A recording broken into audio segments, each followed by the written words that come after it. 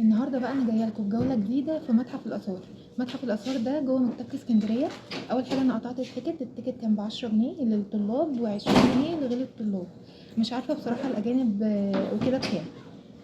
فتعالوا يلا بينا نشوف هنعمل ايه في المتحف او هنستكشف في المتحف ايه، ويلا بينا نبدا الجوله بتاعتنا.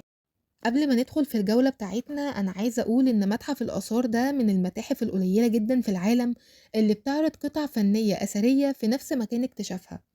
اكتشفوا القطع الفنية دي وهم بيحفروا علشان ينشئوا مكتبة اسكندرية، وهم بيحفروا علشان يبنوا المكتبة لقوا عدد من القطع الأثرية الجميلة جدا اللي احنا شايفينها ديت.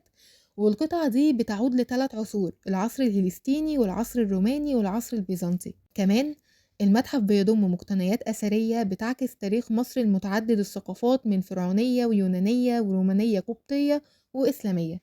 يلا بينا ندخل على الجولة بقى بتاعتنا. زي ما انت شفتوا